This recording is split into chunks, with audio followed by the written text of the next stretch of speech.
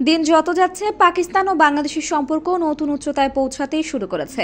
দীর্ঘদিনের রাজনৈতিক দূরত্ব, কূটনৈতিক জটিলতার পর এবার উভয় দেশের মধ্যে সহযোগিতার এক নতুন অধ্যায় শুরু হতে যাচ্ছে।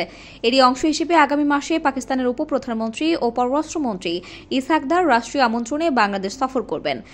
পাকিস্তানের সংবাদ মাধ্যম এক্সপ্রেস ট্রিবিউন জানিয়েছে, 2012 সালের পর এটি প্রথম কোনো পাকিস্তানি পররাষ্ট্রমন্ত্রীর বাংলাদেশ সফর। এই সফরকে দুই দেশের সম্পর্কের ক্ষেত্রে যুগান্তকারী পদক্ষেপ হিসেবে দেখা হচ্ছে। 1971 সালের স্বাধীনতার পর থেকেই বাংলাদেশ পাকিস্তান সম্পর্ক নানা উত্থান পতনের মধ্য দিয়ে গেছে। বিশেষ করে শেখ হাসিনার শাসনামলে এই সম্পর্ক তলানিতে পৌঁছায়।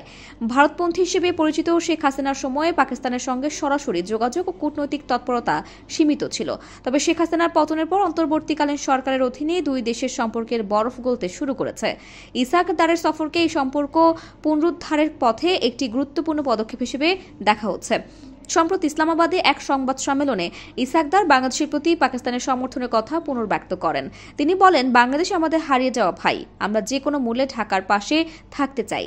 তিনি আরও জানান, পাকিস্তানের পররাষ্ট্র দপ্তর কূটনৈতিক বিচ্ছিন্নতা কাটিয়ে উঠতে অর্থনৈতিক কূটনীতির উপর জোর দিচ্ছে। পাকিস্তান ইতিমধ্যেই নানা পদক্ষেপের মাধ্যমে সম্পর্ক উন্নয়নের বার্তা দিয়েছে। গত সেপ্টেম্বরে করাচি বন্দর থেকে একটি পণ্যবাহী জাহাজ সরাসরি চট্টগ্রাম বন্দরে নোঙর করেছে। 1971 সালের পর এটি প্রথম কোনো পাকিস্তানি পণ্যবাহী জাহাজের বাংলাদেশে নোঙর করার ঘটনা। দীর্ঘদিন ধরেই বাংলাদেশ ও পাকিস্তানের বাণিজ্যিক সম্পর্ক সীমিত ছিল। বিশেষ করে 2009 সালে আওয়ামী লীগ ক্ষমতায় আসার পর দুই দেশের আমদানি রপ্তানি কার্যক্রমে নানা বিধিনিষেধ আরোপ করা হয়। পাকিস্তান থেকে আমদানিকৃত বেশিরভাগ পণ্যকেই তখন লাল তালিকাভুক্ত করা হয়েছিল। তবে গত 29 সেপ্টেম্বর পাকিস্তানের অনুরোধে এনবিআর তাদের সব ধরনের পণ্যকে লাল তালিকা থেকে মুক্ত করেছে। এর ফলে পাকিস্তানের সঙ্গে সরাসরি বাণিজ্যিক কার্যক্রম সহজ হবে। পাকিস্তানের পক্ষ থেকে সরাসরি চট্টগ্রামে পণ্য পাঠানো শুরু হয়েছে, যা দুই দেশের অর্থনৈতিক সম্পর্কের জন্য ইতিবাচক সাড়া দিচ্ছে। 1971 সালের মুক্তিযুদ্ধের পর বাংলাদেশ ও পাকিস্তানের সম্পর্ক উত্তেজনাপূর্ণ ছিল। স্বাধীনতার পর দুই দেশের মধ্যে কোনো আনুষ্ঠানিক যোগাযোগ ছিল না। যদিও পরবর্তী সময়ে সম্পর্ক পুনঃস্থাপিত হয়, কিন্তু তা কখনোই স্বাভাবিক পর্যায়ে পৌঁছায়নি। বর্তমান পরিস্থিতি বদলে যাচ্ছে। শেখ হাসিনার শাসনামলে যেখানে সম্পর্ক শীতল ছিল, সেখানে বর্তমান সরকার তা উন্নয়নের দিকে এগিয়ে নিচ্ছে। পাকিস্তান ইতোমধ্যে একাধিক পদক্ষেপ গ্রহণ করেছে, যা দুই দেশের মধ্যে কৌশলগত ও অর্থনৈতিক অংশীদারিত্বের সম্ভাবনা তৈরি করছে।